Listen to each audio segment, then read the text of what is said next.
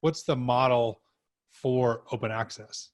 I mean, isn't the model, and I guess in my simple mind, is really thinking about, a water treatment company that is a municipal owned infrastructure. We live in Denver Water.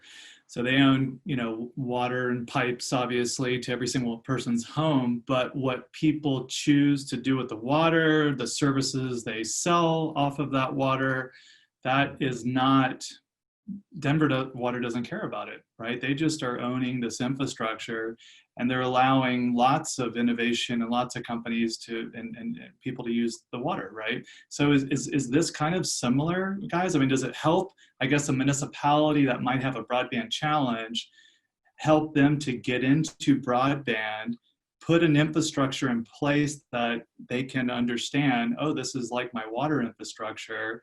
I'm going to just build this. I'm going to focus on the physical components, but I don't really know anything about an ISP. I don't even know what ISP means, right? Is it a way to step them into, I guess, a model that might make sense because they might be the funding party to be able to make that happen? Just to keep the metaphor, the water metaphor, it's almost like the water is the internet access, right? Where the idea would be the town would own the water pipes, but you could buy water from different reservoirs. And somehow it wouldn't get mixed along the way, right? So that's sort of the metaphor. But the idea is the cities, when I first got into this, with Jeff and Am and Idaho, my reaction was, no way can a city do this. It's too complex, right? For the most people I know work in the cities, they're just not enterprise kind of, corporate America, gung-ho, profit-driven. So, but can they manage roads? Yes, they can. So, can they manage at least the conduit? Yes, they can. Can they manage dark fiber? Probably. Can they manage lit fiber? Yeah, maybe. But they can definitely do the dark. And the thing is, as you well know, if who's going to do it, right? I mean, a large part of America has cable monopolies. I do, right? I'm selfish. I just want a better network. But I have a Comcast monopoly, and so a lot of companies do. So they're not going to do fiber to the home. They're not going to get me a gigabit anytime soon, cost effectively, because they don't have to. They got a monopoly. A lot of these towns, there's no one there, and so you got to map the business with the finances. Rural's a separate issue, but most suburbia and not too super rural, the model will work. So let's break it up into two pieces. And I know Nate, I think you wanted to comment as well. So let's. Yeah, I think there's the rural piece and the urban piece. So I think maybe you want to talk about the rural piece of it.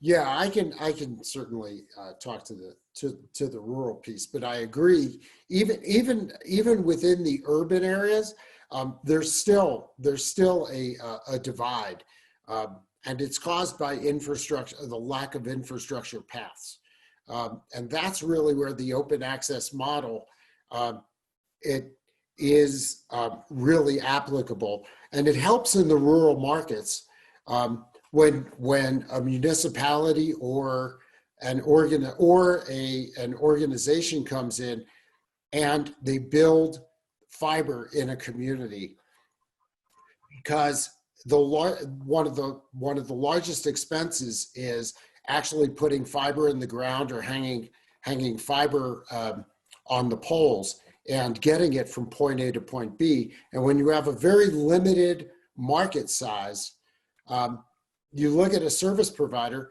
How could a service provider affordably build to a community of 2,000 people or 5,000 people or even 10,000 people and businesses?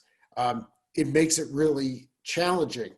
So by offering an open access model where, Brian, to leverage it's water pipes, it gives multiple providers access. And why open access? I'll go back a little bit. One of the reasons for open access is everybody has their preference of what they want. It's no different than I want to subscribe to Netflix. I want to subscribe to HBO Max. I want to subscribe to Disney. I want some other streaming feed. Just having that choice both in pricing and content is part of that. And of course, you then have the other portion of when you look at some community anchor institutions, like hospitals or cell phone providers who are also going to come onto the network. They have their own flavor. They want transport, or they want their own flavor, and they want, because of whatever corporate or organizational discount they've obtained, they want to be able to obtain that in every single one of the markets where they're present. So I guess the question is, can open access work unless you're altruistic as a business and a community? Well, there's over a couple, 4 or 5 billion with a B already invested in open access networks in Europe. Yeah, these I mean, are Europe's more altruistic than we are, I guess, right? no, these are private equity funded. These are private equity funded networks. And trust me, my little experience with private equity, they're not there for charity. Okay.